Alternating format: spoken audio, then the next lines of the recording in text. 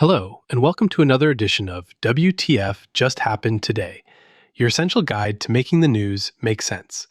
It's Thursday, January 22nd, 2026, and I'm Matt Kieser. A quick note before we begin. This podcast is a working prototype. It's a lightly edited version of the newsletter. Same stories, just rewritten for audio.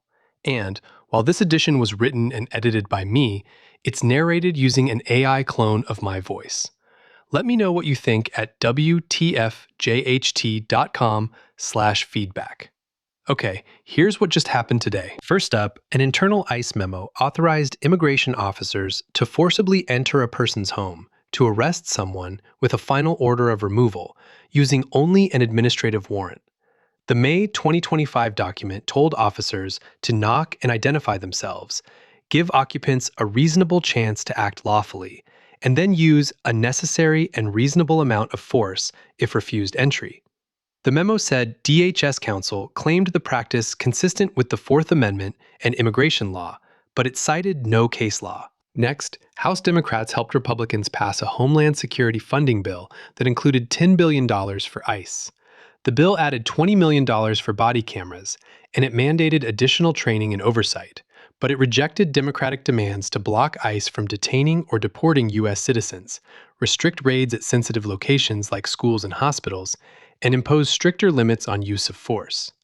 7 Democrats joined Republicans to pass it, 220 to 207, days before a January 30th government shutdown. In Minneapolis, Vance said the city would be less chaotic if state and local officials would cooperate with the Trump administration on immigration enforcement. He said, "This is the inevitable consequence of not cooperating," and added, "We can do a good job of enforcing our immigration laws without the chaos."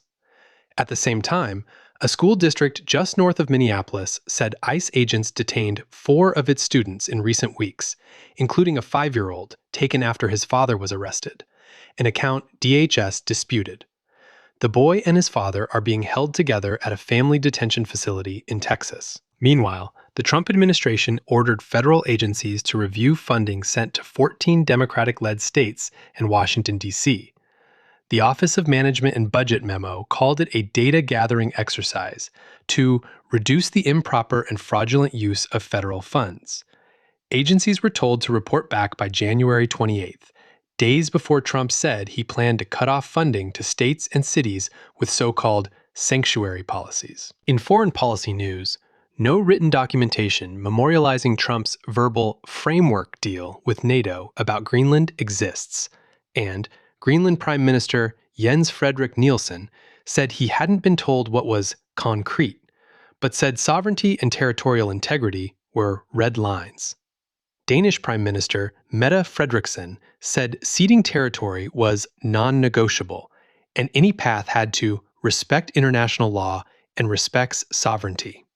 Trump, however, said the U.S. would get total access with no end, no time limit, and that U.S. acquisition of Greenland remained possible. In court news, Trump sued JPMorgan Chase and its CEO, Jamie Dimon, for $5 billion, alleging the bank closed accounts tied to Trump and his businesses for political discrimination after the January 6th attack on the U.S. Capitol.